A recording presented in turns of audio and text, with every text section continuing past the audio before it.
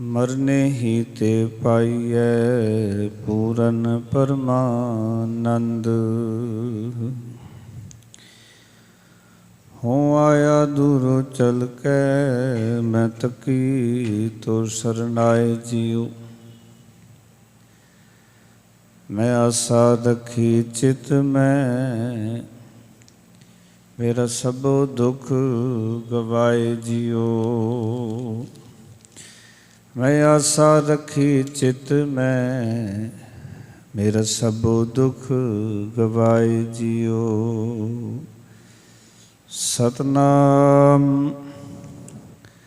धन वाहिगुरु साहिब जी। बिलावल गृह तज वन खंड जाइए। चुन खाइए कंदा अजों विकार ना छोड़े। पापी मन मंदा क्यों छूटों कैसे तरों। पव जल निध भारी राख राख मेरे बीठला जन सरन तुम्हारी। रहाउ विखै विखै की वासना तजी नह जाई। अनेक जतन कर राखिए फिर लपटाई। जरा जीवन जोवन गया किछ किया नानी का। एह जियरा निर्मोल को कोडी लगमी का। कहो कबीर मेरे माधवा तू सर्वव्यापी। तुम समसर नाही दयाल मोहे समसर पापी। कहो कबीर मेरे माधवा तू सर्वव्यापी। तुम समसर नाही दयाल मोहे समसर पापी। वाहिगुरु जी का खालसा वाहिगुरु जी की फतेह। राजन राज पानन पान देवान देव उपमा महान सतगुरु धन धन श्री गुरु ग्रंथ साहब महाराज जी की पावन पवित्र हजूरी च सुभाईमान होए बैठे सत्संगी जनों। गुरु महाराज जी की अपार कृपा सदका भगतां की बाणी की लड़ीवार विचार अस्थान ते चल रही है। विचार अधीन अज बिलावल राग का ये पावन शब्द जो पावन अंक 855 के उत्ते दर्ज है।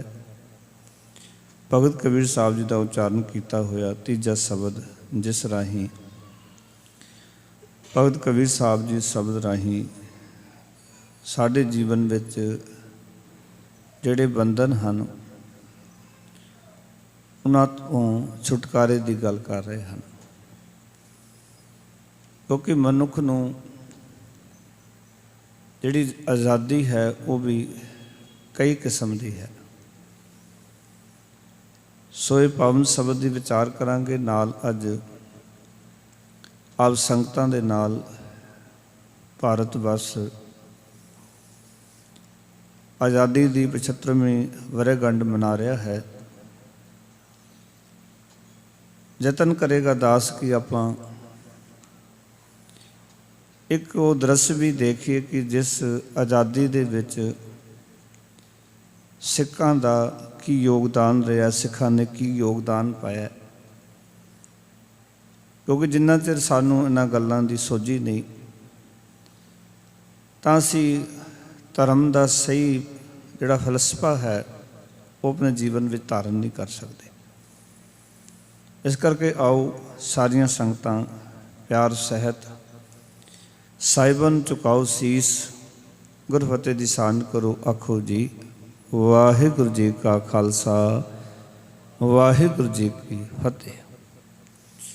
ਜਦੋਂ ਗੁਰਬਾਣੀ ਵਿੱਚ ਅਸੀਂ ਦੇਖਦੇ ਹਾਂ ਤਾਂ ਸਭ ਤੋਂ ਪਹਿਲਾਂ ਜਿਹੜੀ ਆਜ਼ਾਦੀ ਦੀ ਗੱਲ ਹੈ ਉਹ ਬਾਬਾ ਫਰੀਦ ਜੀ ਆਪਣੀ ਬਾਣੀ 'ਚ ਕਰਦੇ ਨੇ, ਪਰ ਉਹਨਾਂ ਦੇ ਆਜ਼ਾਦੀ ਦੇ ਮਾਣੇ ਜਿਹੜੇ ਨੇ ਉਹ ਬਹੁਤ ਉੱਚੇ ਨੇ।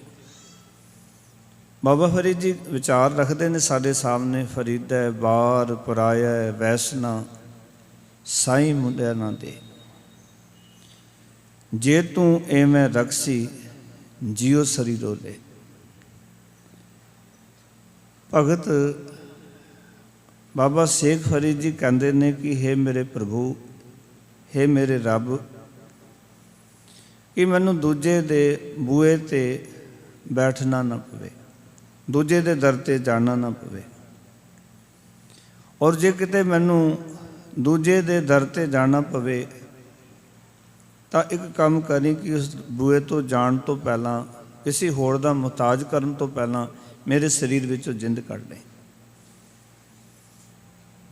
ਆਓ ਕਿ ਮੈਨੂੰ ਇਹ ਆਜ਼ਾਦੀ ਚਾਹੀਦੀ ਹੈ ਜੀਵਨ ਦੇ ਵਿੱਚ ਕਿ ਮੈਂ ਤੇਰੇ ਤੋਂ ਸਿਵਾ ਕਿਸੇ ਹੋਰ ਦੇ ਦਰ 'ਤੇ ਨਾ ਜਾਵਾਂ। ਔਰ ਇਹ ਇੱਕ ਵਿਚਾਰਧਾਰਾ ਜਦੋਂ ਅਸੀਂ ਗੁਰਮਤਿ ਵਿੱਚ ਦੇਖਦੇ ਹਾਂ ਔਰ ਇਸ ਵਿਚਾਰਧਾਰਾ ਨੂੰ ਮੁੱਖ ਰੱਖਦਿਆਂ ਗੁਰੂ ਨਾਨਕ ਪਾਤਸ਼ਾਹ ਜਦੋਂ ਸੰਸਾਰ ਵਿੱਚ ਆਉਂਦੇ ਨੇ ਤਾਂ ਉਹ ਦੇਸ਼ ਦੀ ਆਜ਼ਾਦੀ ਵਾਸਤੇ ਸਭ ਤੋਂ ਪਹਿਲਾਂ ਹੋਕਾ ਭਰਦੇ ਹਨ ਕਿ ਜਦੋਂ ਉਹਨਾਂ ਨੇ ਲੋਕਾਂ ਦੇ ਸਾਹਮਣੇ ਇਹ ਵਿਚਾਰ ਰੱਖੇ ਕਿ ਜਿਹੜੇ ਲੋਕ ਕਹਿੰਦੇ ਸਨ ਖੱਤਰੀਆਂ ਨੂੰ ਕਿ ਤੁਸੀਂ ਹਥਿਆਰ ਸੁੱਟ ਦਿਓ, ਤੁਹਾਨੂੰ ਲੜਨ ਦੀ ਲੋੜ ਨਹੀਂ, ਸਾਡੇ ਕੋਲ ਮੰਤਰ ਨੇ, ਅਸੀਂ ਮੰਤਰ ਮਾਰਾਂਗੇ ਤੇ ਸਾਰੇ ਜਿਹੜੇ ਮੁਗਲ ਨੇ ਉਹ ਅੰਨੇ ਹੋ ਜਾਣਗੇ।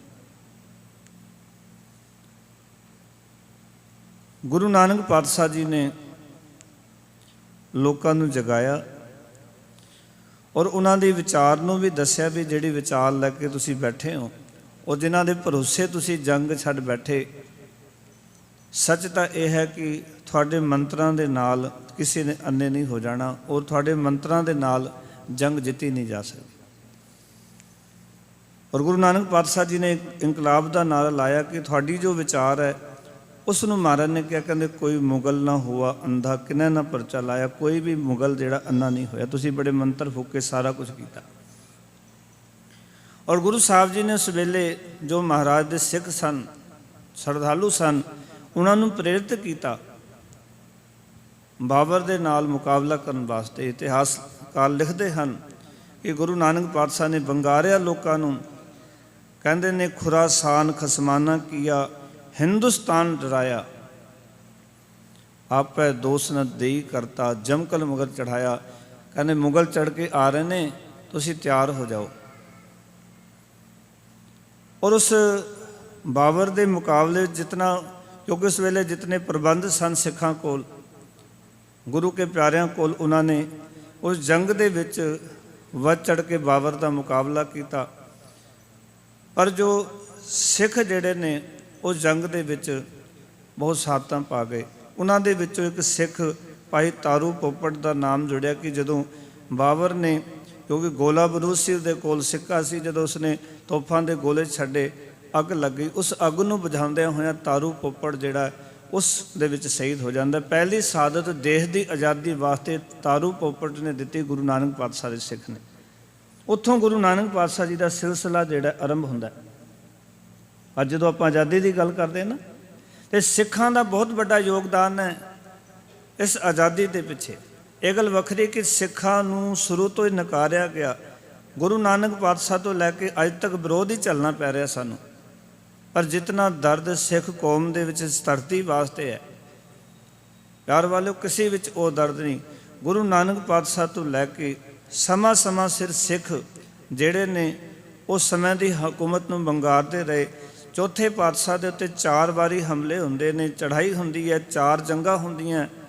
ਹਰਗੋਬਿੰਦ ਪਾਤਸ਼ਾਹ 4 ਜੰਗਾਂ ਜਿੱਤਦੇ ਨੇ। ਗੁਰੂ ਅਰਜਨ ਦੇਵ ਜੀ ਮਹਾਰਾਜ ਦੀ ਮਹਾਨ ਸ਼ਹਾਦਤ ਹੁੰਦੀ ਹੈ। ਇਤਨੀ ਬੇਰਹਿਮੀ ਨਾਲ ਇਹ ਆਜ਼ਾਦੀ ਦੀ ਲੜਾਈ ਸੀ ਕਿ ਜਦੋਂ ਗੁਰੂ ਅਰਜਨ ਦੇਵ ਜੀ ਮਹਾਰਾਜ ਨੂੰ ਦੇਗ ਵਿੱਚ ਉਬਾਲਿਆ ਗਿਆ, ਜਦੋਂ ਗੁਰੂ ਅਰਜਨ ਦੇਵ ਜੀ ਮਹਾਰਾਜ ਨੂੰ ਤੱਤੀ ਤਵੀ ਤੇ ਬਿਠਾਇਆ ਗਿਆ, ਜਦੋਂ ਗੁਰੂ ਅਰਜਨ ਦੇਵ ਜੀ ਪਿਤਾ ਮਹਾਰਾਜ ਦੇ ਸੀਸ ਦੇ ਵਿੱਚ ਗਰਮ ਰੇਤ ਪਾਈ ਗਈ, ਇਹ ਉਸ ਆਜ਼ਾਦੀ ਦੀ ਲੜਾਈ ਸੀ। ਕਿਉਂਕਿ ਗੁਰੂ ਸਾਹਿਬ ਜੀ ਨੇ ਇੱਕ ਵਿਚਾਰਧਾਰਾ ਸਮਾਜ ਦੇ ਸਾਹਮਣੇ ਰੱਖ ਦਿੱਤੀ ਸੀ ਕਿ ਤੁਸੀਂ ਪ੍ਰਭੂ ਪ੍ਰੇਮ 'ਚ ਐਸੇ ਰੰਗੇ ਜਾਓ, ਸੂਰਮੇ ਬਣ ਕੇ ਤੁਸੀਂ ਉਹਨਾਂ ਦਾ ਮੁਕਾਬਲਾ ਕਰੋ। ਸੂਰਮਤਾਈ ਜਿਹੜੀ ਹੈ ਉਹ ਅੰਦਰੋਂ ਪ੍ਰਗਟ ਹੁੰਦੀ। ਇਸ ਕਰਕੇ ਮਹਾਰਾਜ ਨੇ ਆਖਿਆ ਸੀ ਕਿ ਜਾਕੋ ਹਰ ਰੰਗ ਲਾਗੋ ਇਸ ਯੁਗ ਮੈਂ ਸੋ ਕਹੀਅਤ ਹੈ ਸੂਰਾ, ਆਤਮ ਜਣੇ ਸਗਲ ਵਸਤਾਕੇ ਜਾਕਾ ਸਤਿਗੁਰ ਪੂਰਾ। ਗੁਰੂ ਸਾਹਿਬ ਜੀ ਦੀ ਸ਼ਹਾਦਤ ਹੁੰਦੀ ਹੈ। ਔਰ ਇਸ ਕਰਕੇ ਸ਼ਹਾਦਤ ਹੁੰਦੀ ਹੈ ਕਿ ਜਿਹੜੇ ਲੋਕ ਆਜ਼ਾਦੀ ਦੀ ਗੱਲ ਕਰਦੇ ਨੇ, ਜਿਹੜੇ ਲੋਕ ਇਸ ਧਰਤੀ ਦੇ ਬਚਾਓ ਦੀ ਗੱਲ ਕਰਦੇ ਨੇ, ਜੇ ਆਪਾਂ ਉਹਨਾਂ ਦੇ ਗੁਰੂ ਨੂੰ ਇਤਨੀ ਬੇਰਹਿਮੀ ਨਾਲ ਸ਼ਹੀਦ ਕਰ ਦਈਏ ਕਿ ਉਹ ਸਾਰੇ ਡਰ ਜਾਣਗੇ, ਖੋਫ ਪੈਦਾ ਹੋ ਜਾਏਗਾ। ਵੀ ਜੇ ਆਪਾਂ ਆਜ਼ਾਦੀ ਦੀ ਗੱਲ ਕੀਤੀ, ਦੇਸ਼ ਦੀ ਗੁਲਾਮੀ ਤੋਂ ਬਚਣ ਦੀ ਗੱਲ ਕੀਤੀ, ਤਾਂ ਇਹ ਹਸਰ ਸਾਡਾ ਵੀ ਹੋਣਾ ਜੋ ਗੁਰੂ ਅਰਜਨ ਦੇਵ ਜੀ ਮਹਾਰਾਜ ਨਾਲ ਹੋਇਆ। ਪਿਆਰ ਵਾਲੋ, ਸੱਚ ਜਾਣਨਾ, 6ਵੇਂ ਪਾਤਸ਼ਾਹ 4 ਜੰਗਾਂ ਕਰਦੇ ਨੇ, 10ਵੇਂ ਪਾਤਸ਼ਾਹ 14 ਜੰਗਾਂ ਕਰਦੇ ਨੇ।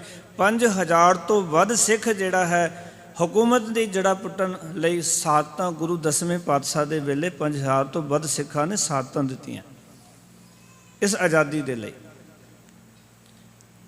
ਉਸ ਤੋਂ ਬਾਅਦ ਜਦੋਂ ਅਸੀਂ ਇਤਿਹਾਸ ਨੂੰ ਦੇਖਦੇ ਹਾਂ, ਇਤਿਹਾਸ ਦੇ ਪੰਨਿਆਂ ਨੂੰ ਪਰਚੋਲਣ ਦਾ ਯਤਨ ਕਰਦੇ ਹਾਂ, ਸੱਚ ਜਾਣਨਾ, ਤਾਂ ਉਸ ਵੇਲੇ ਇਤਿਹਾਸ ਦੇ ਇਹਨਾਂ ਪੰਨਿਆਂ ਤੋਂ ਆਜ਼ਾਦੀ ਵਾਸਤੇ ਜੋ ਸਿੱਖਾਂ ਨੇ ਕਰਮ ਕੀਤੇ, ਜਿੱਥੇ ਕਿ 5000 ਸਿੱਖ 10ਵੇਂ ਪਾਤਸ਼ਾਹ ਦੇ ਵੇਲੇ ਇਸ ਸੱਚ ਨੂੰ ਬੁਲੰਦ ਕਰਨ ਵਾਸਤੇ ਜਦੋਂ ਮਹਾਰਾਜ ਦੇ ਸਿੱਖ ਸ਼ਹੀਦ ਹੁੰਦੇ ਨੇ, ਕਿਉਂਕਿ ਮਹਾਰਾਜ ਨੇ ਇਹ ਕਿਹਾ ਸੀ, ਕਹਿੰਦੇ ਜ਼ੁਲਮ ਦੀ ਹੱਦ ਹੋ ਗਈ, ਇੰਤਹਾ ਹੋ ਗਈ।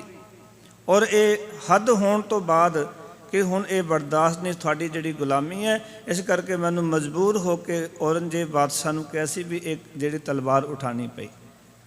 ਚੂਕਾਰ ਅਜ ਹਮਾ ਹਿਲਤੇ ਦਰ ਗੁਜਸਤ ਹਲਾਲ ਅਸਤ ਬੁਰਦਨ ਵੈ ਸ਼ਮਸ਼ੀਰ ਦਸਤ, ਵੀ ਸ਼ਮਸ਼ੀਰ ਦੇ ਉੱਤੇ ਮੇਰਾ ਹੱਥ ਆ ਜਾਣਾ ਇਹ ਸੁਭਾਵਿਕ ਹੈ, ਕਿਉਂਕਿ ਜ਼ੁਲਮ ਦੀ ਇੰਤਹਾ ਹੋ ਗਈ ਹੈ।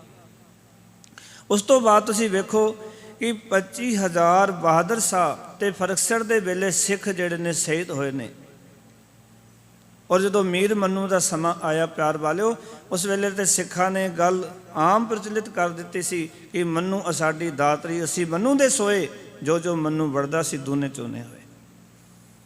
ਕਿਤਨਾ ਕਤਲੇ ਗਾਰਜ ਸਿੱਖ ਕੌਮ ਦਾ ਹੋਇਆ। ਬਾਬਾ ਬੰਦਾ ਸਿੰਘ ਬਹਾਦਰ ਦਾ ਰਾਜ ਕਾਇਮ ਹੋਇਆ ਸੀ, ਪਰ ਉਹ ਰਾਜ ਵੀ ਜ਼ਿਆਦਾ ਸਮਾਂ ਨਾ ਰਹਿ ਸਕਿਆ, ਕਿਉਂਕਿ ਸਾਡੇ ਕੋਲ ਇਤਨੇ ਅਸਲੇ ਨਹੀਂ ਸਨ। ਫਿਰ ਵੀ ਤੁਸੀਂ ਵੇਖੋ ਵੀ ਸਿੱਖਾਂ ਨੇ ਕਿਸ ਬਹਾਦਰੀ ਨਾਲ 750 ਸਾਲ ਦਾ ਰਾਜ ਜਿਹੜਾ ਸੀ ਬਾਬਾ ਬੰਦਾ ਸਿੰਘ ਬਹਾਦਰ ਨੇ ਪੁੱਟ ਕੇ ਪਰੇ ਸੁੱਟ ਦਿੱਤਾ। ਬਾਬਾ ਬੰਦਾ ਸਿੰਘ ਬਹਾਦਰ ਜਦੋਂ ਹਜੂਰ ਸਾਹਿਬ ਤੇ ਤੁਰੇ ਸਨ, 5 ਤੀਰ 10ਵੇਂ ਪਾਤਸ਼ਾਹ ਨੇ ਦਿੱਤੇ ਸੀ ਉਸ ਮੁਗਲ ਰਾਜ ਨੂੰ, ਉਸ 750 ਸਾਲਾਂ ਦੀ ਗੁਲਾਮੀ ਨੂੰ ਪੁੱਟਣ ਵਾਸਤੇ। 5 ਤੀਰ, 5 ਸਲਾਹਕਾਰ ਔਰ 20 ਸਿਪਾਹੀ ਦਿੱਤੇ ਸਨ। ਜਾ ਕੇ ਪੰਜਾਬ ਦੀ ਧਰਤੀ ਵਿੱਚ ਜਿਨ੍ਹਾਂ ਲੋਕਾਂ ਦਾ ਇਤਨਾ ਲੰਬਾ ਰਾਜ ਪਾਠ ਚੱਲ ਰਿਹਾ ਹੈ, ਜਿਨ੍ਹਾਂ ਨੇ ਸਾਡੇ ਲੋਕਾਂ ਨੂੰ ਗੁਲਾਮ ਬਣਾਇਆ ਹੈ, ਤੇ ਜਾ ਕੇ ਉਹ ਆਜ਼ਾਦੀ ਪ੍ਰਾਪਤ ਕਰੋ। ਤੁਸੀਂ ਵੇਖੋ ਕਿ ਗੁਰੂ ਸਾਹਿਬ ਜੀ ਦੀ ਗੱਲ ਦੇ ਵਿੱਚ ਹਾਮੀ ਭਰਦਿਆਂ ਹੋਇਆਂ ਸੀਸ ਝੁਕਾ ਕੇ ਉੱਥੋਂ ਬਾਬਾ ਬੰਦਾ ਸਿੰਘ ਬਹਾਦਰ ਤੁਰੇ। ਔਰ ਕਮਾਲ ਦੇਖੋ ਕਿ ਗੁਰੂ ਸਾਹਿਬ ਜੀ ਦੇ ਥਾਪੜੇ ਦੇ ਉੱਤੇ, ਗੁਰੂ ਸਾਹਿਬ ਦੇ ਭੇਜਣ ਦੇ ਉੱਤੇ ਕੋਈ ਸ਼ੰਕਾ ਨਹੀਂ। ਮਹਾਰਾਜ ਕੋਈ ਸਾਡੇ ਵਰਗਾ ਹੁੰਦਾ, ਕਹਿੰਦਾ 5 ਤੀਰ ਕੀ ਕਰ ਲੈਣਗੇ, 5 ਬੰਦੇ ਕੀ ਕਰ ਲੈਣਗੇ, 20 ਸਿਪਾਹੀ ਕੀ ਕਰਨਗੇ। 5 ਸਲਾਹਕਾਰ ਦਿੱਤੇ ਮਹਾਰਾਜ ਨੇ, 20 ਸਿਪਾਹੀ ਦਿੱਤੇ ਔਰ 5 ਤੀਰ ਦਿੱਤੇ। ਸਾਡੇ ਵਰਗਾ ਕੋਈ ਸ਼ੱਕੀ ਹੁੰਦਾ ਤਾਂ ਗੁਰੂ ਦੀ ਉਸ ਕਿਰਪਾ ਦੇ ਉੱਤੇ ਕੋਈ ਨਾ ਕੋਈ ਕਟਾਕਸ਼ ਕਰਦਾ, ਪਰ ਗੁਰੂ ਸਾਹਿਬ ਨੂੰ ਹੁਕਮ ਮੰਨ ਕੇ ਸੀਸ ਝੁਕਾ ਕੇ ਬਾਬਾ ਬੰਦਾ ਸਿੰਘ ਬਹਾਦਰ ਤੁਰਿਆ, ਤੇ ਉਸਨੇ ਇਤਨੀ ਲੰਬੀ ਸਮੇਂ ਦੀ ਜਿਹੜੀ ਗੁਲਾਮੀ ਸੀ ਉਹਦੀ ਜੜ੍ਹਾਂ ਪੁੱਟ ਦਿੱਤੀਆਂ। ਜੜ੍ਹਾਂ ਪੁੱਟੀ ਗਈਆਂ, ਖਾਲਸਾ ਰਾਜ ਕਾਇਮ ਹੋ ਗਿਆ। ਉਸ ਤੋਂ ਬਾਅਦ ਫਿਰ ਇੱਕ ਵਾਰੀ ਦੇਸ਼ ਫਿਰ ਗੁਲਾਮ ਹੋ ਗਿਆ। ਬਾਬਾ ਬੰਦਾ ਸਿੰਘ ਬਹਾਦਰ ਦੀ ਸ਼ਹਾਦਤ ਹੋ ਜਾਂਦੀ ਹੈ। ਦਿੱਲੀ ਦੇ ਵਿੱਚ ਉਹਦੇ ਨਾਲ 700 ਸਿੰਘ ਅਤੇ ਉਸ ਦਾ ਪੁੱਤਰ ਆਪ ਨੂੰ ਬੇਰਹਿਮੀ ਨਾਲ ਸ਼ਹੀਦ ਕਰ ਦਿੱਤਾ ਗਿਆ।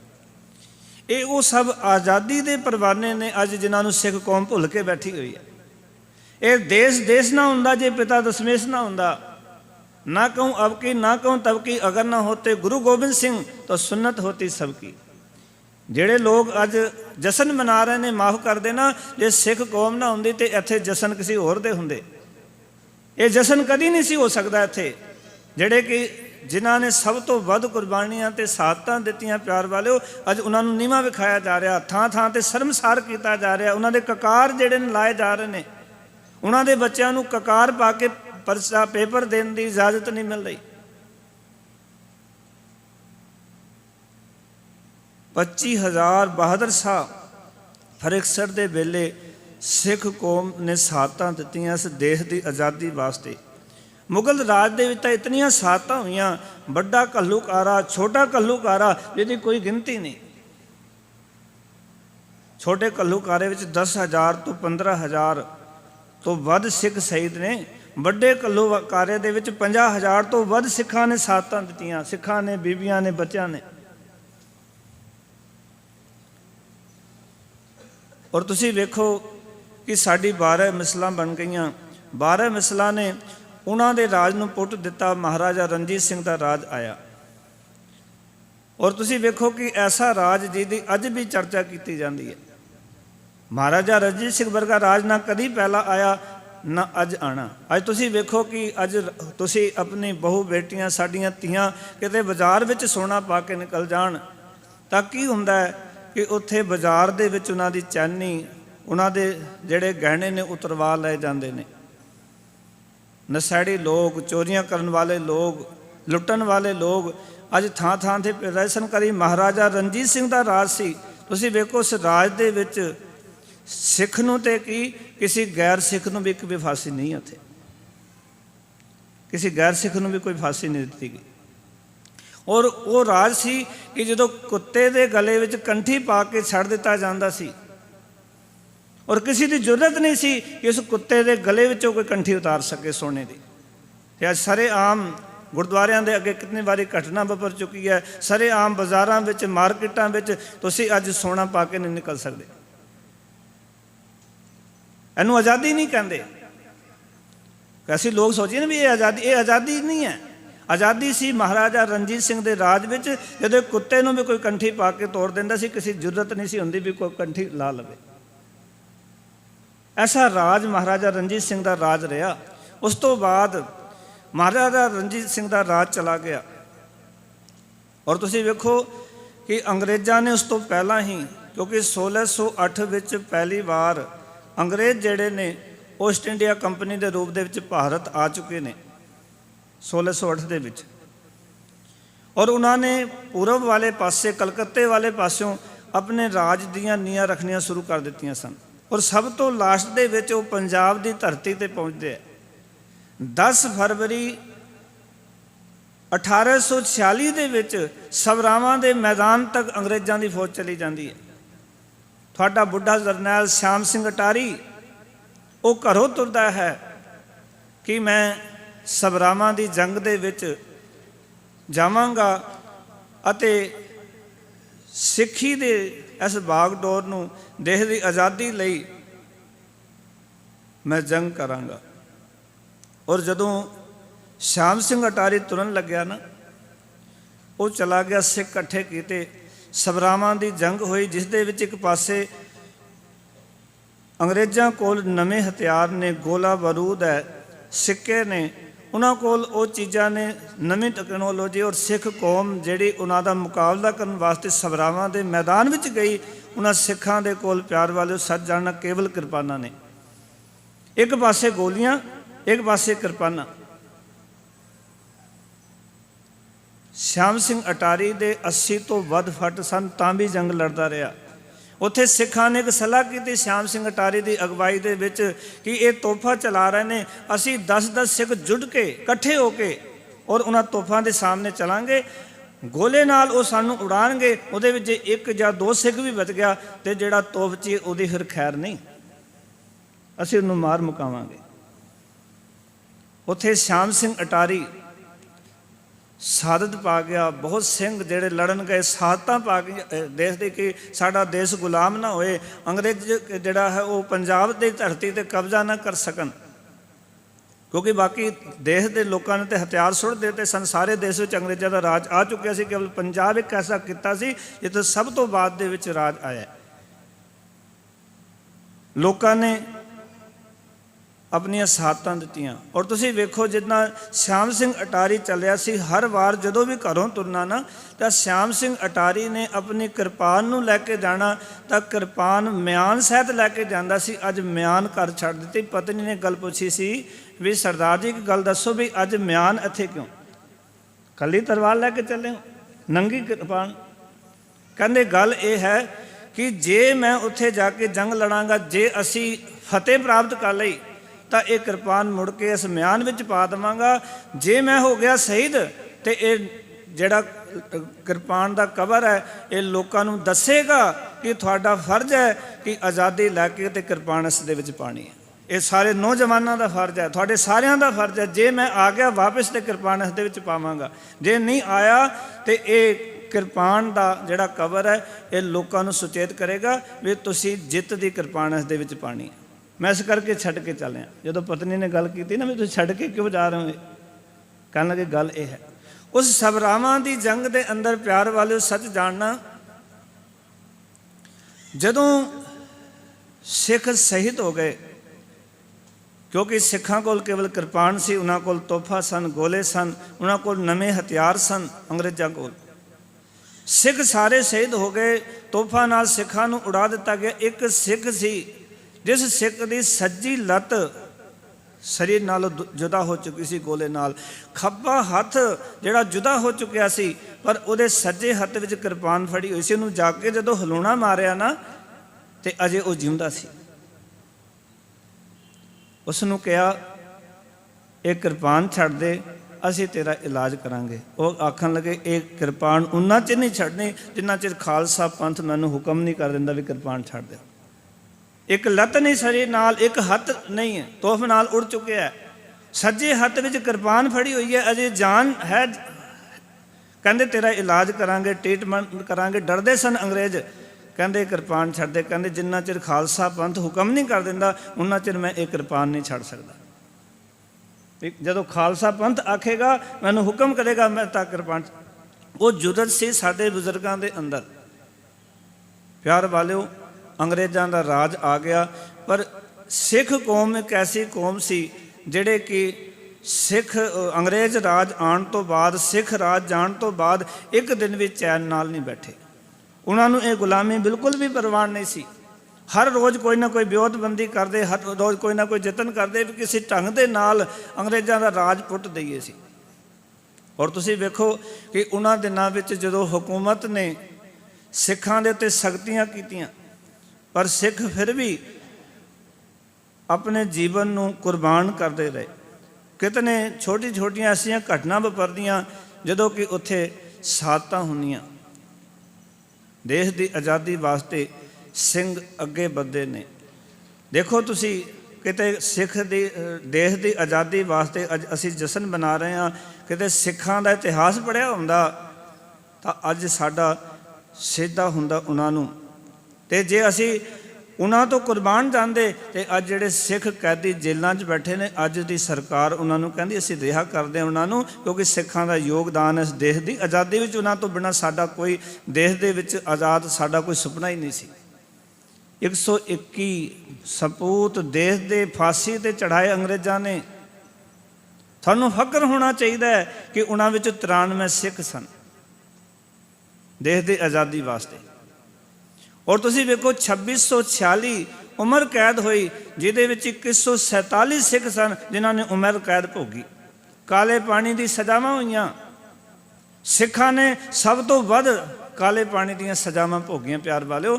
ਉਸ ਤੋਂ ਬਾਅਦ ਤੁਸੀਂ ਵੇਖੋ 113 ਲੋਕ ਜਿਹੜੇ ਨੇ ਉਹ ਸ਼ਹੀਦ ਕਰ ਦਿੱਤੇ ਗਏ, ਜਿਨ੍ਹਾਂ ਵਿੱਚ 67 ਸਿੱਖ ਸਨ।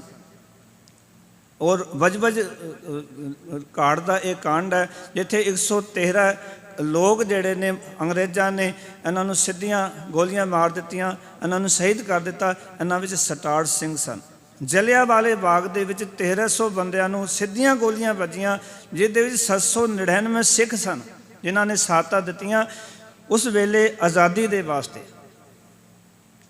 ਔਰ ਇੱਥੇ ਹੀ ਬਸ ਨਹੀਂ ਪਿਆਰ ਵਾਲਿਓ, ਤੁਸੀਂ ਵੇਖੋ ਕਿ 91 ਸਿੱਖਾਂ ਨੂੰ ਤੋਪ ਦੇ ਅੱਗੇ ਬੰਨ੍ਹ ਕੇ ਜਿਹੜਾ ਹੈ ਉਹ ਅੰਗਰੇਜ਼ਾਂ ਨੇ ਉਡਾ ਦਿੱਤਾ। ਉਹ 91 ਦੇ 91 ਸਿੱਖ ਸਨ। ਅਜੇ ਇਤਿਹਾਸ ਸਾਨੂੰ ਨਹੀਂ ਪਤਾ ਵੀ ਸਾਡੇ ਸਿੱਖਾਂ ਦੀਆਂ ਕਿੰਨੀਆਂ ਕੁਰਬਾਨੀਆਂ ਨੇ। ਉਸ ਤੋਂ ਬਾਅਦ ਤੁਸੀਂ ਵੇਖੋ ਕਿ 500 ਸਿੱਖ ਅਕਾਲੀ ਲਹਿਰ ਜਦੋਂ ਸ਼ੁਰੂ ਹੋਈ ਔਰ ਜੋ ਇਹਨਾਂ ਦਾ ਵਿਰੋਧ ਕਰਨ ਵਾਸਤੇ ਅਕਾਲੀ ਲਹਿਰ ਦੇ ਵਿੱਚ 500 ਸਿੱਖ ਸ਼ਹੀਦ ਹੋਇਆ। ਇਹ 500 ਦੇ 500 ਸਿੱਖ ਸਨ, ਜਦੋਂ ਕਿ ਅੰਗਰੇਜ਼ਾਂ ਨੇ ਇਹਨਾਂ ਨੂੰ ਬੇਰਹਿਮੀ ਨਾਲ ਸ਼ਹੀਦ ਕਰ ਦਿੱਤਾ। ਇਸ ਢੰਗ ਦੇ ਨਾਲ ਦੇਸ਼ ਦੀ ਆਜ਼ਾਦੀ ਵਾਸਤੇ ਸਿੱਖਾਂ ਨੇ ਇਤਨਾ ਵੱਡਾ ਯੋਗਦਾਨ ਪਾਇਆ। ਪਿਆਰ ਵਾਲਿਓ, ਅੱਜ ਦਾ ਦਿਨ 1947 15 ਅਗਸਤ ਜਦੋਂ ਦੇਸ਼ ਦੀ ਵੰਡ ਹੋਈ, ਉਸ ਵੰਡ ਦੇ ਵਿੱਚ ਸਭ ਤੋਂ ਜ਼ਿਆਦਾ ਨੁਕਸਾਨ ਸਿੱਖ ਕੌਮ ਦਾ ਹੋਇਆ। ਬਾਕੀ ਹੋਰ ਕੁਝ ਨਹੀਂ ਵੰਡਿਆ ਗਿਆ, ਕੇਵਲ ਪੰਜਾਬ ਦੇ 2 ਹਿੱਸੇ ਹੋਏ। ਉਧਰਲਾ ਪੰਜਾਬ ਉੱਥੇ ਰਹਿ ਗਿਆ, ਇੱਧਰਲਾ ਪੰਜਾਬ ਇਸ ਪਾਸੇ ਰਹਿ ਗਿਆ। ਜਦੋਂ ਉਸ ਵੇਲੇ ਦੀ ਘਟਨਾ ਪੜ੍ਹੋ ਨਾ, ਤੇ 10 ਲੱਖ ਸਿੱਖ 1947 15 ਅਗਸਤ ਨੂੰ ਸ਼ਹਾਦਤਾਂ ਪ੍ਰਾਪਤ ਕੀਤੀਆਂ। 4 ਲੱਖ ਤੋਂ ਵੱਧ ਬੀਬੀਆਂ ਜਿਹੜੀਆਂ ਨੇ ਉਹਨਾਂ ਨੇ ਖੂਹਾਂ ਦੇ ਵਿੱਚ ਛਾਲਾਂ ਮਾਰ ਕੇ, ਉਹਨਾਂ ਨੇ ਦਰਿਆਵਾਂ ਵਿੱਚ ਛਾਲਾਂ ਮਾਰ ਕੇ ਆਪਣੀ ਇੱਜ਼ਤ ਨੂੰ ਦਾਗ ਲਾਉਣ ਤੋਂ ਬਚਾਇਆ। ਇਹ 1947 ਦਾ ਜ਼ਿਕਰ ਹੈ। ਜਦੋਂ ਕਿ ਅੱਜ ਆਜ਼ਾਦੀ ਦੇਸ਼ ਮਨਾ ਰਿਹਾ ਨਾ, ਕਿਤੇ ਆਪਣੇ ਇਤਿਹਾਸ ਨੂੰ ਖੋਲ੍ਹ ਕੇ ਵੇਖ ਲਈਏ, ਆਪਣੇ ਉਹਨਾਂ ਘਟਨਾਵਾਂ ਨੂੰ ਖੋਲ੍ਹ ਕੇ ਵੇਖ ਲਈਏ ਕਿ ਜਿਨ੍ਹਾਂ ਨੇ ਆਜ਼ਾਦੀ ਦੇ ਵਿੱਚ 80% ਤੋਂ ਵੀ ਵੱਧ ਯੋਗਦਾਨ ਪਾਇਆ, ਪਰ ਉਹਨਾਂ ਦਾ ਅੱਜ ਕੋਈ ਜ਼ਿਕਰ ਨਹੀਂ ਕਿਤੇ ਵੀ। ਕਿਸੇ ਪ੍ਰਧਾਨ ਮੰਤਰੀ ਦੇ ਭਾਸ਼ਣ ਵਿੱਚ ਨਹੀਂ, ਕਿਤੇ ਕੋਈ ਜ਼ਿਕਰ ਨਹੀਂ ਉਹਨਾਂ ਦਾ। ਇੱਕ ਘਟਨਾ ਤੁਹਾਨੂੰ ਸੁਣਾਵਾਂ। ਇਸ ਤਰ੍ਹਾਂ ਲੱਖਾਂ ਘਟਨਾ ਉਸ 1947 ਦੇ ਦੌਰ ਵਿੱਚ, ਜਦੋਂ ਕਿ ਉੱਧਰ ਦੇ ਲੋਕ ਇਸ ਪਾਸੇ ਆ ਰਹੇ ਸਨ, ਇੱਧਰ ਦੇ ਲੋਕ ਉੱਧਰ ਜਾ ਰਹੇ ਸਨ। ਪਰ ਉੱਧਰ ਦੇ ਲੋਕਾਂ ਦਾ ਬਹੁਤ ਵੱਡਾ ਘਾਣ ਹੋਇਆ। ਜਿਹੜੇ ਉੱਧਰੋਂ ਪੰਜਾਬ ਛੱਡ ਕੇ ਇਸ ਵਾਲੇ ਪਾਸੇ ਆਏ ਨਾ, ਬਹੁਤ ਨੁਕਸਾਨ ਹੋਇਆ, ਕਿਉਂਕਿ ਉਹਨਾਂ ਕੋਲ ਵੱਡੇ ਵੱਡੇ ਘਰ ਬਣੇ ਹੋਏ ਸਨ, ਉਹਨਾਂ ਕੋਲ ਜ਼ਮੀਨਾਂ ਸਨ। ਕਿਉਂਕਿ ਸਿੱਖ ਕੌਮ ਇੱਕ ਐਸੀ ਕੌਮ ਹੈ ਜਿਸ ਨੇ ਜੀਵਨ ਕਾਲ ਦੇ ਵਿੱਚ ਪਿਆਰ ਵਾਲੇ ਬਹੁਤ ਵੱਡੇ ਕਾਰਜ ਕੀਤੇ। ਉਹ ਸਾਰੀਆਂ ਜ਼ਮੀਨਾਂ ਆਬਾਦ ਕਰਦੀਆਂ ਜੋ ਬੰਜਰ ਸਨ। ਉੱਤਰਾਖੰਡ ਚਲੇ ਜਾਓ, ਯੂਪੀ ਦਾ ਇਲਾਕਾ ਵੇਖ ਲਓ, ਇਹ ਉਹ ਜਗ੍ਹਾ ਸਨ ਜਦੋਂ ਸੁਨਸਾਨ ਹੁੰਦੇ ਸਨ, ਜੰਗਲ ਹੀ ਜੰਗਲ ਸਨ। ਸਿੱਖਾਂ ਨੇ ਸਾਰੀਆਂ ਜ਼ਮੀਨਾਂ ਆਬਾਦ ਕੀਤੀਆਂ। ਸਿੱਖਾਂ ਨੇ ਜੋ ਪੰਜਾਬ ਦਾ ਵਾਰ ਦਾ ਇਲਾਕਾ ਹੈ ਉਹ ਸਾਰਾ ਬੰਜਰ ਸੀ, ਸਿੱਖਾਂ ਨੇ ਆਬਾਦ ਕੀਤਾ। ਗੁਜਰਾਤ ਦਾ ਕੱਛ ਦੀ ਇਲਾਕਾ ਜੋ ਬਿਲਕੁਲ ਬੰਜਰ ਸੀ, ਜੋ ਸਭ ਤੋਂ ਮਾੜੀ ਜ਼ਮੀਨ ਸੀ, ਉਹ ਸਿੱਖਾਂ ਨੇ ਆਬਾਦ ਕੀਤੀ ਹੈ, ਸਭ ਤੋਂ ਜ਼ਿਆਦਾ ਕਾਮਯਾਬ ਕੀਤੀ। ਔਰ ਪਿਛਲੇ ਸਮੇਂ ਵਿੱਚ ਉੱਥੇ ਕੱਛ ਵਿੱਚ ਵਸਣ ਵਾਲੇ ਸਿੱਖਾਂ ਨੂੰ ਉੱਥੋਂ ਕੱਢ ਦਿੱਤਾ ਗਿਆ। ਕਿਤੇ ਇਤਿਹਾਸ ਦੇ ਉਹਨਾਂ ਪੰਨਿਆਂ ਨੂੰ ਫੋਲ ਕੇ ਵੇਖੀਏ। ਪਿਆਰ ਵਾਲੇ, ਇੱਕ ਘਟਨਾ ਮੈਂ ਸੁਣਾ ਕੇ ਆਪਣੇ ਸ਼ਬਦ ਦੇ ਵਿਚਾਰ ਤੇ ਆਵਾਂਗਾ। ਉੱਥੇ ਘਟਨਾ ਵਾਪਰੀ। ਘਟਨਾ ਇਹ ਵਾਪਰੀ ਪਿਆਰ ਵਾਲਿਓ ਕਿ ਜਦੋਂ ਪਾਕਿਸਤਾਨ ਤੋਂ ਤੁਰਨ ਲੱਗੇ ਨਾ, ਤਾਂ ਉਸ ਵੇਲੇ ਭਾਈ ਸਨਮੁਖ ਸਿੰਘ, ਉਹਨਾਂ ਦੇ ਪਿਤਾ ਸਨ ਭਾਈ ਸੇਵਾ ਸਿੰਘ, ਤੇ ਭਾਈ ਸਨਮੁਖ ਸਿੰਘ ਦੀ ਇੱਕ ਭੈਣ ਸੀ। ਉਹਨਾਂ ਦਾ ਜਨਮ ਜਿਹੜਾ ਸੀ ਸਨਮੁਖ ਸਿੰਘ ਦਾ 1930 ਦਾ ਸੀ। ਇਹ ਘਟਨਾ ਅੱਜ ਦਰਬਾਰ ਸਾਹਿਬ ਤੋਂ ਵੀ ਦੱਸੀ ਗਈ। ਜਿਹੜੇ ਅੱਜ ਉੱਥੇ ਗੁਰਮੁਖ ਪਿਆਰੇ ਵਿਚਾਰ ਕਰ ਰਹੇ ਸਨ, ਉਹਨਾਂ ਨੇ ਵੀ ਘਟਨਾ ਦਾ ਜ਼ਿਕਰ ਕੀਤਾ। ਕਹਿੰਦੇ ਉਹਨਾਂ ਦੇ ਘਰ ਇੱਕ ਭਾਈ ਸਨਮੁਖ ਸਿੰਘ ਦੀ ਭੈਣ ਸੀ ਵੱਡੀ, ਜਿਹੜੀ ਜਨਮ ਤੋਂ ਅਪਾਹਿਜ ਸੀ, ਜਿਹਦੇ ਕੋਲ ਪੈਰ ਨਹੀਂ ਸਨ, ਜਿਹਦੇ ਕੋਲ ਹੱਥ ਨਹੀਂ ਸਨ। ਔਰ ਕਹਿੰਦੇ ਨੇ ਭਾਈ ਸਨਮੁਖ ਸਿੰਘ ਦਾ ਆਪਣੀ ਭੈਣ ਦੇ ਨਾਲ ਅਥਾ ਪਿਆਰ ਸੀ, ਇੱਕ ਦੂਜੇ ਨੂੰ ਛੱਡ ਨਹੀਂ ਸਕਦੇ ਸਨ। ਕਹਿੰਦੇ ਪਿਤਾ ਸੇਵਾ ਸਿੰਘ ਨੇ ਕਿਹਾ, ਬੇਟਾ ਵੀ ਆਪਾਂ ਨੂੰ ਇਹ ਪੰਜਾਬ ਛੱਡਣਾ ਪੈਣਾ, ਆਪਣੀਆਂ ਜ਼ਮੀਨਾਂ ਛੱਡਣੀਆਂ ਪੈਣੀਆਂ, ਆਪਾਂ ਨੂੰ ਉੱਥੇ ਜਾਣਾ ਪੈਣਾ, ਅਸੀਂ ਇੱਥੇ ਨਹੀਂ ਰਹਿ ਸਕਾਂਗੇ। ਤੇ ਭਾਈ ਸਨਮੁਖ ਸਿੰਘ ਨੇ ਆਪਣੀ ਭੈਣ ਨੂੰ ਆਪਣੇ ਮੋਢੇ ਤੇ ਚੱਕ ਲਿਆ, ਬਾਕੀ ਸਾਰੀਆਂ ਚੀਜ਼ਾਂ ਛੱਡ ਦਿੱਤੀਆਂ ਵੀ ਮੇਰੀ ਭੈਣ ਹੈ। ਕੁਝ ਦੂਰ ਤੁਰ ਕੇ ਉਹਨਾਂ ਦੇ ਪਿਤਾ ਸੇਵਾ ਸਿੰਘ ਕਹਿਣ ਲੱਗੇ, ਬੇਟਾ ਇਸ ਤਰ੍ਹਾਂ ਅਸੀਂ ਮੰਜ਼ਿਲ ਤੈਅ ਨਹੀਂ ਕਰ ਸਕਦੇ, ਇਹਨੂੰ ਚੁੱਕ ਕੇ ਮੰਜ਼ਿਲ ਤੈਅ ਨਹੀਂ ਕਰ ਸਕਦੇ, ਅਸੀਂ ਭਾਰਤ ਦੀ ਧਰਤੀ ਨਹੀਂ ਪਹੁੰਚ ਸਕਦੇ, ਇਸ ਕਰਕੇ ਇਹਨੂੰ ਇੱਥੇ ਹੀ ਛੱਡਣਾ ਪੈਣਾ। ਤੇ ਇੱਕ ਕੰਮ ਕਰ ਵੀ ਇਸ ਨੂੰ ਮਾਰ ਦੇ। ਉਹ ਕਹਿੰਦੇ ਮੈਂ ਆਪਣੀ ਭੈਣ ਨੂੰ ਕਿਵੇਂ ਮਾਰ ਦੇਵਾਂ, ਇਹ ਮੇਰੀ ਭੈਣ ਹੈ। ਅਥਾ ਪਿਆਰ ਹੈ ਭਾਈ ਸਨਮੁਖ ਸਿੰਘ ਦਾ ਆਪਣੀ ਭੈਣ ਦੇ ਨਾਲ, ਕਿਉਂਕਿ ਉਹ ਅਪਾਹਿਜ ਹੈ, ਉਸਦੇ ਪੈਰ ਨਹੀਂ ਹਨ। ਪਿਤਾ ਨੇ ਕਿਹਾ ਮਾਰ ਦੇ ਇਸ ਨੂੰ, ਤੇ ਉਹਦੀ ਭਾਈ ਸਨਮੁਖ ਸਿੰਘ ਦੀ ਹਿੰਮਤ ਨਾ ਪਈ। ਪਿਤਾ ਨੇ ਕਿਹਾ ਮਾਰ ਦੇ, ਤਾਂ ਭੈਣ ਕਹਿੰਦੀ ਪਿਤਾ ਜੀ ਠੀਕ ਕਹਿੰਦੇ ਆ ਵੀ ਕੱਲ੍ਹ ਨੂੰ ਮੇਰੀ ਇੱਜ਼ਤ ਤਾਰ ਤਾਰ ਹੋਏਗੀ ਇੱਥੇ, ਇਸ ਕਰਕੇ ਪਿਤਾ ਸ੍ਰੀ ਸਹੀ ਕਹਿੰਦੇ ਨੇ ਕਿ ਕੰਮ ਕਰ, ਜਾਂ ਤਾਂ ਮੈਨੂੰ ਖੂਹ ਦੇ ਕੋਲ ਛੱਡਿਆ, ਮੈਂ ਛਾਲ ਮਾਰ ਦੇਵਾਂਗੀ ਖੂਹ ਦੇ ਵਿੱਚ, ਜਾਂ ਫਿਰ ਮੈਨੂੰ ਮਾਰ ਦੇ। ਜੋ ਪਿਤਾ ਜੀ ਕਹਿੰਦੇ ਬਿਲਕੁਲ ਠੀਕ ਕਹਿੰਦੇ ਨੇ। ਕਹਿੰਦੇ ਮੈਂ ਆਪਣੇ ਹੱਥਾਂ ਦੇ ਨਾਲ ਉੱਥੇ ਨਾਲ ਕਹਿੰਦੇ ਚੱਕੀ ਸੀ, ਚੱਕੀ ਦਾ ਪੁੱਟ ਚੱਕ ਕੇ ਉਹਦੇ ਸਿਰ 'ਚ ਮਾਰਿਆ। ਕਹਿੰਦੇ ਮੇਰੀ ਭੈਣ ਦੀ ਜਾਨ ਨਹੀਂ ਨਿਕਲੀ। ਮੇਰੀ ਭੈਣ ਨੇ ਮੇਰਾ ਪਹੁੰਚਾ ਫੜ ਲਿਆ, ਮੈਂ ਤੁਰਨ ਲੱਗਿਆ, ਪਹੁੰਚਾ ਫੜ ਕੇ ਕਹਿੰਦੀ ਹੈ ਅਜੇ ਮੈਂ ਮਰੀ ਨਹੀਂ ਹਾਂ, ਇੱਕ ਪੱਥਰ ਹੋਰ ਮਾਰ ਦੇ। ਕਹਿੰਦੇ ਦੂਜਾ ਪੱਥਰ ਮੈਂ ਮਾਰਿਆ।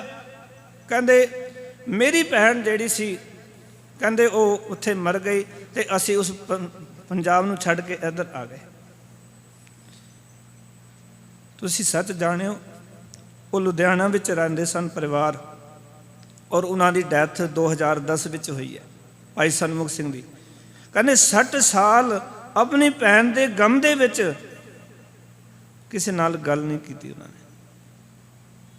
ਬਸ ਉਹਨਾਂ ਦੇ ਮਨ 'ਚ ਇਹੀ ਰਹਿੰਦਾ ਸੀ ਕਿ ਆਪਣੀ ਭੈਣ ਨੂੰ ਮੈਂ ਆਪਣੇ ਹੱਥਾਂ ਨਾਲ ਮਾਰ ਕੇ ਆਇਆ, ਵੀ ਕਿੰਨਾ ਮੈਂ ਪਾਪ ਕਮਾਇਆ ਆਪਣੀ ਭੈਣ ਨੂੰ ਮਾਰ ਕੇ।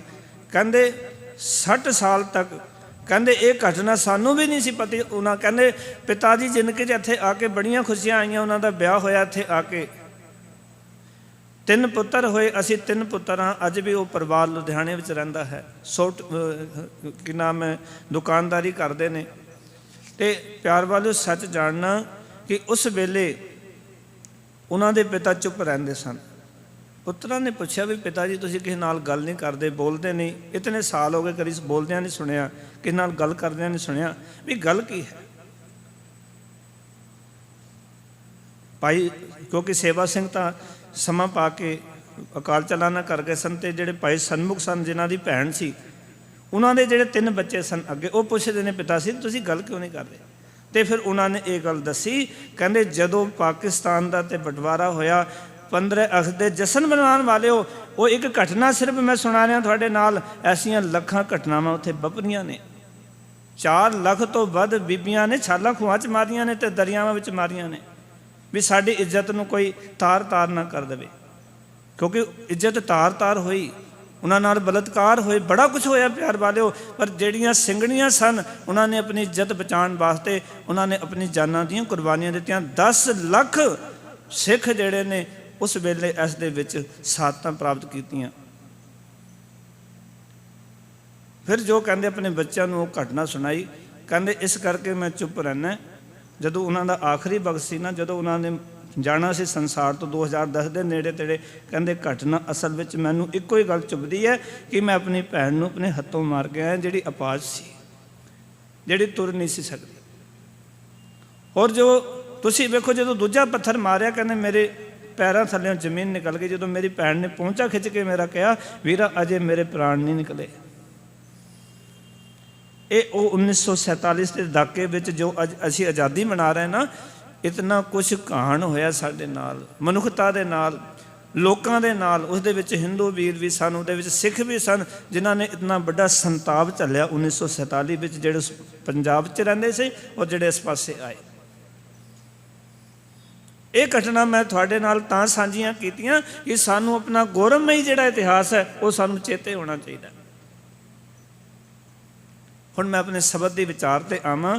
ਅੱਜ ਭਗਤ ਕਬੀਰ ਸਾਹਿਬ ਜੀ ਇੱਕ ਗੱਲ ਕਹਿ ਰਹੇ ਨੇ, ਕਿਉ ਛੂਟੋਂ ਕੈਸੇ ਤਰੋਂ ਪਹੁ ਜਲ ਨਿਧ ਪਹਾਰੀ। ਆਖਣ ਲੱਗੇ, ਕਹਿੰਦੇ ਹੇ ਮੇਰੇ ਪ੍ਰਭੂ, ਮੈਂ ਤੇਰਾ ਦਾਸ, ਤੇਰੀ ਸ਼ਰਨ ਆਇਆ, ਤੇ ਇੱਕ ਗੱਲ ਦੱਸ, ਇਹਨਾਂ ਵਿਕਾਰਾਂ ਤੋਂ ਮੇਰੀ ਜਿੰਦ ਕਿਵੇਂ ਛੁੱਟੇ, ਮੈਂ ਕਿਵੇਂ ਬਚਾਂ। ਕਿਉਂ ਛੂਟੋਂ ਕੈਸੇ ਤਰੂੰ, ਕਿਵੇਂ ਪਾਰ ਹੋਵਾਂ ਭਵਜਲ ਨਿਧ ਆਰੀ। ਕਿਉਂਕਿ ਇਹ ਭਵਸਾਗਰ ਜਿਹੜਾ ਹੈ ਨਾ, ਇਹ ਬੜਾ ਭਿਆਨਕ ਹੈ, ਬੜਾ ਭਿਆਨਕ ਹੈ। राख राख मेरे बीठला जन शरण तुम्हारी। हे मेरे परमात्मा मैं तेरी शरण आया है। हे मेरे बीठल मैनू इस संसार सागर दे विचों डुੱਬਣ तो बचा लै, मैनू खलासी दे दे, मैनू आज़ादी दे दे। एक गल याद रखना, एक विद्वान कहता शर्त आज़ादी की है, आज़ादी की कुछ पाबंदियाँ, जो इनका पाबंद है असल में वो आज़ाद है। आज़ादी तो कुछ पाबंदियाँ ने जो असी तार तार कर जाते हैं। भगत जी कहते हैं, हे मेरे प्रभु मैं तेरा दास हाँ, तेरी शरण आया हाँ। राख राख मेरे बीठला जन शरण तुम्हारी। मैं तेरी शरण में आया, मैनू रख लै, इन्हां विकारां तो बचा लै। इस संसार समुंदर जिहड़ा बड़ा ही भयानक है, इस विचों मैनू पार लंघा दे। पहले पंच कहते ने, ग्रह तज बन खंड चाहिए, चुन खाइए कंधा, अजहूँ विकार न छोड़ी, पापी मन मंदा। जे गृहस्थ त्याग के कोई जंगल में चला जाए और गाजर मूली खा के गुजारा करे, तां भी ये पापी चंद्रा मन जिहड़ा है ना, वो विकार नहीं छड़दा, बंधना तो खलासी नहीं हुंदी। फिर कहन लगे भगत जी, कहते ने, विखै विखै की वासना तजी नह जाई, अनेक जतन कर राखी है फिर लपटाई। हे मेरे बिठल मैं तो इन्हां अनेका किस्मां दे विषयां चस्के छड्डे नहीं जा सकते। विखै विखै की वासना, ये चस्के ही तो सानू खराब कर रहे हैं ना। कहते जतन करके इस मन नूं रोकीदा है, पर यह मुड़ मुड़ के फिर विषय विकारां दी वासनावां विच चला जांदा है। ये टिकदा नहीं, सच्चे पातशाह ये टिकदा नहीं, ये फिर वासनावां वाले पासे दौड़ जाता है। विखै विखै की वासना तजी नह जाई, अनेक जतन कर राखी है फिर लपटाई। ये फिर जाके खचित हो जाता है। फिर कहने लगे, जरा जीवन जोवन गया, किसी किया ना निका। बुढ़ेपा आ गया, जवानी की उम्र लंघ गई, पर मैं हुण तक कोई चंगा काम नहीं किया। भगत कबीर साहब जी अपने आप को संबोधन करके सानू समझाना चाहते हैं भी अपने आप को पुछो तो सही कि कोई चंगा काम किया। कहते मैं कोई चंगा काम नहीं किया। कहते ये जियरा निर्मोल को कोडी लगमिका। कहते ये जी जिंद है ना, ये बड़ी अमोलक है, बड़ी कीमती है, पर मैं इसनूं कोडियां दे बराबर कर दिता। फिर कहने लगे, कहो कबीर मेरे माधवा तू सर्वव्यापी। हे मेरे माधो, हे मेरे रब सुन कि तू सारी थावां ते व्यापक है, सारियां दे दिलां दी जानन वाला है, मेरा अंदरला हाल भी तू जानदा है। कहो कबीर मेरे माधवा तू सर्वव्यापी, तू सर्वव्यापी है, सारियां 'च बैठा है, सारियां दे दिलां दी जानन वाला है। ते नाल कहने लगे, तुम समसर नाही दयाल। हे मेरे प्रभु तेरे वर्गा कोई दयावान नहीं, दया करन वाला नहीं। ते कहने लगे, मोहे समसर पापी, मेरे वर्गा कोई पापी नहीं संसार दे विच। पाओ कि तेरे वर्गा दया करन वाला नहीं, मेरे वर्गा कोई पापी नहीं। सो मैनू तू आप ही इन्हां विकारां तो खलासी बख्श, मैनू ये आज़ादी बख्श इन्हां विकारां तो कि मैं आज़ाद हो जावां। एक आज़ादी शरीर दी है, एक आज़ादी सब तो शुरू मैं बेनती की सी इस मन के विकारां तो खलासी दी है। शरीर आज़ाद हो जाए तो उन्होंने आज़ादी नहीं कहते जब तक सानू विकारां तो, बुराइयां तो, ओगणा तो, अपराधां तो, ये जो कुछ चल रहा है इस तो खलासी नहीं मिल जाती, असी आज़ाद कोई नहीं हाँ। ये सानू भुलेखा हो सकता है। अज का समाज भावें उस देश च बसन वाला जिहड़ा भी समाज है, जिहड़ा भी धर्म है, सच ये है कि वो आज़ाद नहीं है, क्योंकि इत्थे इतनियां चीज़ां हो वरत रही ने, इस तरह के भाने वरत रहे हैं। इसनूं आज़ादी नहीं कहते कि जिथे कि धर्म के नाम पर नहीं, सगों समाज के जो कुरैता आ गई, जो बुराइयां अज देख रहे हैं असी, वो सारिਆਂ ਨੂੰ उसका सामना करना पै रहा। इस करके सानू जिथे कि मन करके पहला खलासी करनी पैनी है, तो असी असल में बाहरों आज़ाद हो सकांगे, माड़े काम छड्डांगे, तो साडा जीवन जिहड़ा है वो गुरु के दर ते, परमात्मा के दर ते प्रवान होएगा। गुरु साहब कृपा करन। अज दे दीवान च इतनियां बेनतियां तुहाडे नाल साझीआं कीतियां। बेनतियां करदे आं बेन प्रकार दीयां भुल्लां हो जानियां, मेरियां भुल्लां मेरी झोली च पा जाना।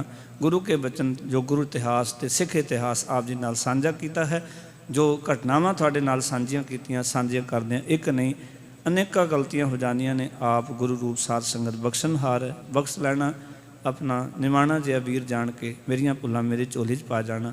गुरु के वचन हिरदे च वसाना जी। इतनियां बेनतियां प्रवान करो, फतेह दी सान करो। आखो जी वाहिगुरू जी का खालसा, वाहिगुरू जी की फतेह।